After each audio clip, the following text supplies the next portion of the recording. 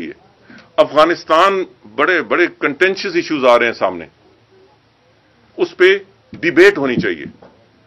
اور میں نے پیچھے بھی کسی جگہ پریس سے بات کرتے ہوئے کہا تھا کہ خدا کے لیے عمران خان صاحب کو کوئی سمجھائے کہ حکومتیں ٹویٹ کے ذریعے نہیں چلائی جاتی۔ اب اگر ان کا موقف تھا کہ صوبائی اسمبلی کے ممبران کی تنخواہیں نہیں بڑھنی چاہیے، تو یہ وقت پہ اپنی پارٹی کو کہہ دیتے، اسپیکر کو کہہ دیتے کہ یہ ریزولوشن اسمبلی میں نہ لائیں۔ یہ تو کئی دنوں سے معاملہ چل رہا تھا نا، وہ ریزولوشن بھی آ گئی، متفقہ طور پہ منظور بھی ہو گئی، اور پھر عمران خان صاحب کی ٹویٹ آئی کہ یہ مناسب نہیں ہے۔ تو یہ مناسب وقت پہ فیصلہ کرنا ضروری ہے۔ ہندوستان کے حوالے سے کیا پالیسی ہے؟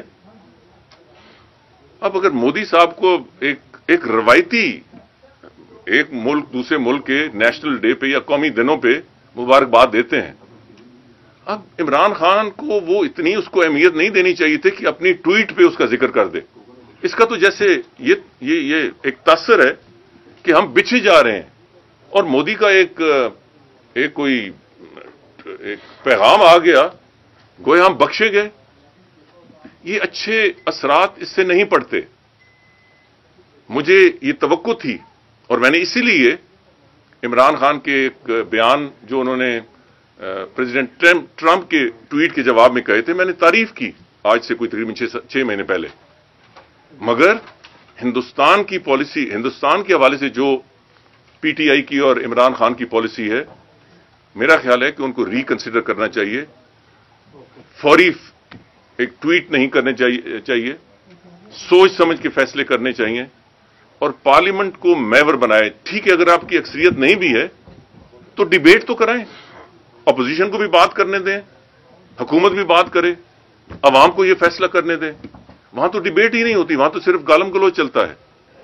چلیں، اگر اپوزیشن 2 منٹ کے لیے سخت زبان استعمال کرتی ہے تو اس کا یہ مطلب نہیں ہے کہ حکومت بھی سخت زبان استعمال کرنے لگ پڑے۔ سو یہ ساری چیزیں ہیں جو صحیح پرسپیکٹو میں دیکھنی چاہیے اور قوم کو صحیح رہنمائی کرنی چاہیے۔ دیکھیں، میں نے جان بوجھ کے اس کا جواب نہیں دیا۔ یہ جو پیشی گوئی ہیں، یہ صرف شیخ رشید صاحب کا ایریا ہے۔ ایک منٹ مجھے ختم کر دیں۔ غیب کا علم میرے پاس نہیں ہے۔ مین ایک آپ کی جواب، آپ کے اس میں صرف ایک اتنا بات کہوں گا کہ یہ پاکستان کی بہت بڑی بدقسمتی ہے، بلکہ ایک سانحہ ہے کہ یہاں جن کو 2/3 اکثریت ملی اسمبلی میں، وہ اپنا 5 سالہ دور پورا نہ کر سکے، مگر مسلم لیگ کاف جس کو سمپل میجورٹی بھی نہیں تھی، 1 ووٹ کم تھی، ہارس ٹریڈنگ سے وہ پوری ہوئی، انہوں نے 5 سال پورے کیے۔ سو اسٹیبلشمنٹ کا رول پاکستان کی سیاست میں بدقسمتی سے بہت اوور رائڈنگ ہے، اور اس وقت تمام ادارے پی ٹی آئی کے ساتھ ہیں۔ یہ معاملہ آگے کب تک چلے گا؟ یہ 5 سال تک یہ ریلیشن شپ رہے گی؟ یہ سوال ہے۔ اس کے بارے میں میرا ایک ذاتی نظریہ ہے، مگر اس کی میں تشہیر مناسب نہیں سمجھتا۔ دہشت گردی کے حوالے سے بات ہے کہ اس وقت ملک میں حکومت بھی کہہ رہی ہے اب شارٹ آنسر جو ہے نا وہ برداشت نہیں کریں گے، نہ کسی تنظیم کو برداشت کریں گے، لیکن ایک خاص مکتب فکر کو ٹارگٹ کیا جا رہا ہے، تو آپ نے بھی اس پہ کافی کام کیا، تو اس حوالے سے آپ تھوڑا سا۔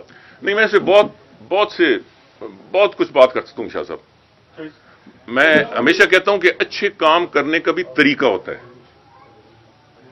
بدقسمتی سے موجودہ حکومت نے ہر کام کو سیدھے طرز پکڑنے کے بجائے الٹے ہاتھ سے پکڑتے ہیں، اور اس بارے میں بہت کچھ کہہ سکتا ہوں، ٹائمنگ کے حوالے سے خاص طور پہ۔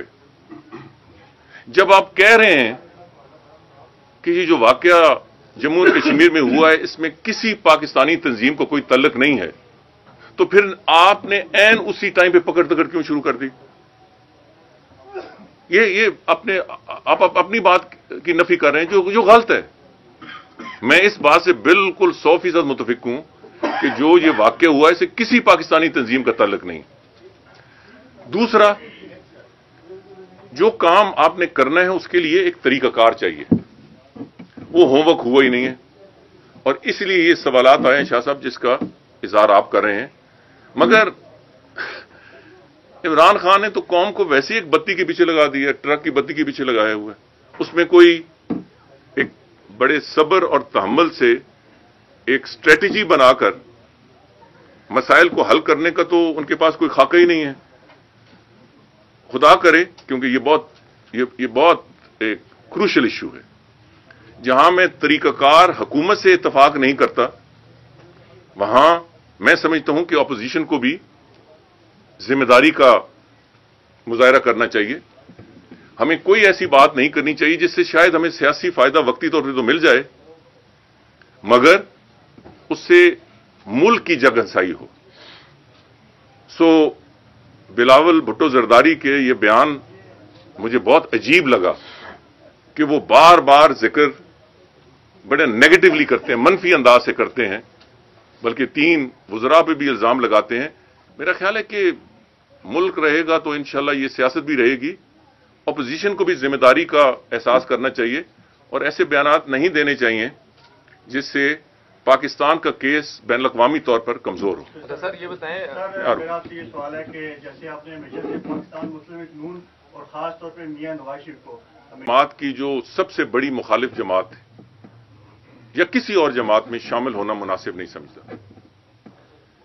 اس کی بنیادی وجہ یہ ہے کہ میرے کچھ سیاسی اقدار ہیں، میرے کچھ ضمیر کے پریشرز ہیں یا تقاضے ہیں.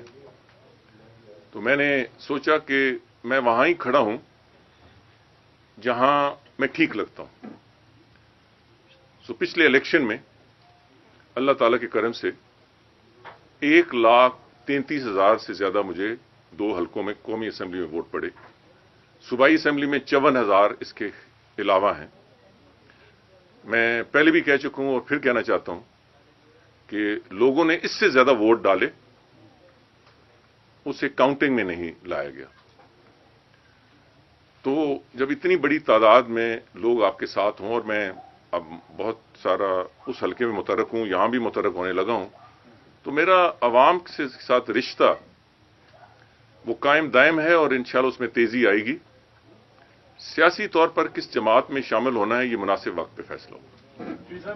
کیا حال ہے صاحب، لاہور میں ایک نجی ٹی وی چینل سے آپ نے گفتگو میں کہا تھا کہ مجھے یہ چیزیں پتہ ہے کہ کیا وٹ از دا سیکریٹ کہ جو نواز شریف صاحب کی ریلیز کیوں ہیں، اور کیا ایک یہ بتائیں گے کہ وہ کیا ہیں سیکریٹس کی جو ان کی ریلیز بنی. اور دوسرا یہ ہے کہ کیا آپ سمجھتے ہیں کہ جو ان کی ریلیز ہوئی ہے فار فیو ویکس یہ کسی NRO یا کسی ڈیل کا نتیجہ ہے یا کیا اس کو آپ کس طرح دیکھتے ہیں؟ نہیں، میں اس تفصیل میں اس انٹرویو میں بھی نہیں پڑھا.